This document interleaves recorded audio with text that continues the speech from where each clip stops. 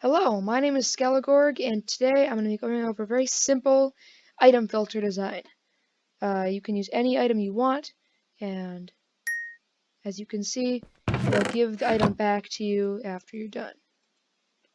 So for this build, it's not very expensive, pretty survival friendly.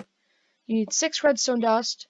This is all minimal, in case this is not including the redstone you will need to make what the system it powers. So it does not include this little chunk here, but you can add a piston door, any sort of thing there. You'll need 6 redstone dust, 1 redstone repeater, 1 redstone comparator, a few hoppers. You'll need at least 2 or 3.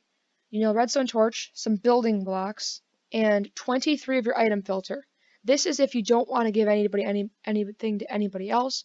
This is if you only want 1 filter of item for yourself. So, let's get into it. Alright, so to get started for this one, we'll have a little spot here put down. If this is where you'll be putting the hoppers on the far right side. You only need a 3x4 area. You'll be putting the hoppers on the far right side. So if you want a spot where the items come out, whether it be like a dropper chain upwards so that it gives it back to your players, or just a chest, like a recovery chest where they'll pick it up later, and you'll attach a hopper there, stick a hopper here, here, and here. So you cannot put the chest coming off of this hopper because this hopper is sort of powered by this part here, the lock. So this is one of the more important parts of the build. So this is what's going to keep the items in here. So why don't we go ahead right now and make sure to keep 1 for yourself, and then put 18 in the first slot, and then 1 in each of the rest. Then from here we're going to be sticking a comparator out. Have 2 redstone dust coming. Then there's your repeater. Redstone dust there and there. So this is what's going to happen. The item will come in here. It will get stuck in this hopper. The comparator will detect the changed items, and because it's right on the brink of powering 2 redstone dust, it will, as soon as another item enters, power this dust, which will trigger this repeater, which will turn off the torch, which will let just long enough to let 1 item out.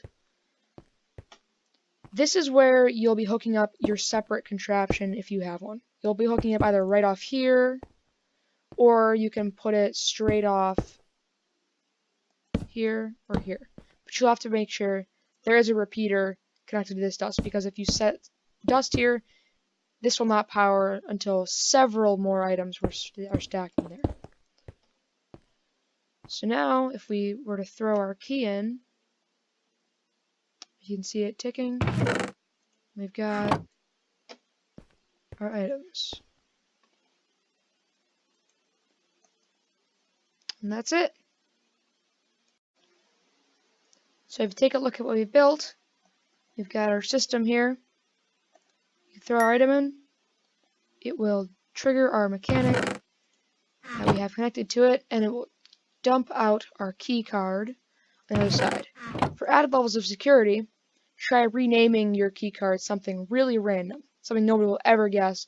So even if they see somebody throwing in a wither rose or a piece of black glazed terracotta, they won't know what it's called. The naming does matter when stacking it in here. So if it's not the right thing, it'll just sit up here. See, if I throw in the slide through concrete, it'll sit in here. It will not activate the device. So that's going to be all for this video. Thank you very much for watching, and be sure to stay tuned for more Redstone content. Thank you. Goodbye.